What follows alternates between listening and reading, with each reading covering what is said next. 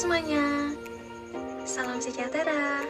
Kembali lagi bersama saya, Nova Elizabeth Hendy Kurniawati, dengan nomor induk mahasiswa 21842020017 dari Prodi Pendidikan Matematika di kampus STKIP PGRI Sidoarjo.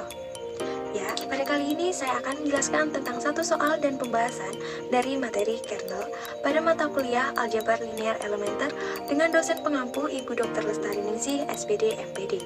Yuk kita simak sama-sama ya, selamat menyaksikan. Oke, sekarang kita masuk ke dalam topik ya, pembahasan soal materi kernel.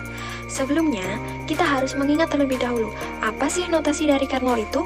Jadi, notasi dari kernel adalah kern T, di mana vektor U merupakan elemen dari V, yang kemudian kita transformasikan vektor U terhadap V, maka menghasilkan vektor 0. Dengan kata lain, syarat kernel atau terbuktinya dinyatakan kernel itu menghasilkan vektor 0 atau daerah hasilnya bernilai 0. Oke, setelah kita memahami dan mengingat notasi kernel, sekarang kita masuk ke dalam contoh soal dan pembahasan ya. Di sini ada soal yang berbunyi, misalkan T R kuadrat dipetakan terhadap R kuadrat dinyatakan oleh rumus TXY sama dengan 4X min 2Y min 6X plus 3Y. Buktikan bahwa vektor A dan vektor B merupakan kern T atau bukan, di mana A bernilai 8, 12, dan B bernilai 3 dan 6. Oke, sekarang kita akan mencoba menjawab ya. Yaitu, kita transformasikan vektor A terhadap rumus ya yang ada di dalam soal tadi. Berarti nilai X-nya berganti menjadi 8 dan nilai Y-nya kita ganti menjadi 12. Oke, kita tulis terlebih dahulu ya.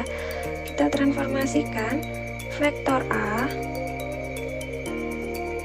yaitu 8 dan 12 ke dalam rumus 4X min 2Y min 6X plus 3Y. Jadi 4 dikali 8 dikurangi 2 dikali 12, kemudian yang bawahnya yaitu negatif 6 dikali 8 ditambah 3 dikali 12. Maka 4 kali 8 32 dikurangi 2 kali 12 24, negatif 6 kali 8 negatif 48, ditambah 3 kali 12 36. Maka 32 dikurangi 24 hasilnya 8, dan negatif 48 ditambah 36 hasilnya negatif 12. Nah, berdasarkan penyelesaian ini maka didapatkan vektor A bukan elemen dari kern T. Kenapa? Karena daerah hasilnya tidak bernilai 0, tidak menghasilkan vektor 0, tapi malah menghasilkan 8 dan negatif 12. Jadi, bukan kern T. Oke, sekarang kita coba buktikan yang vektor B. Apakah vektor B sama seperti vektor A, bukan merupakan kernel, atau malah vektor B merupakan kernel ya? Kita buktikan ya.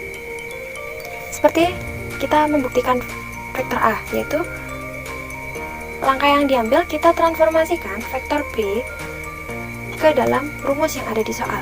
Berarti nilai X-nya berganti menjadi 3 dan nilai Y-nya berganti menjadi 6. Oke, kita tulis terlebih dahulu ya. Vektor B di mana X-nya 3, Y-nya 6. Kemudian kita masukkan ke dalam rumus. Jadi 4 dikali 3 dikurangi 2 dikali 6, yang bawahnya negatif 6 dikali 3 ditambah 3 dikali 6.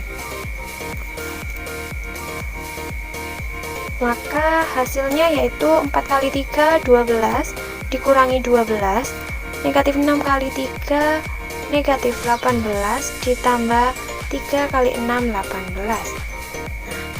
Maka hasilnya 12 dikurangi 12 0, dan negatif 18 ditambah 18 hasilnya juga 0. Maka dari penyelesaian ini terbukti bahwa vektor B merupakan elemen dari kern T.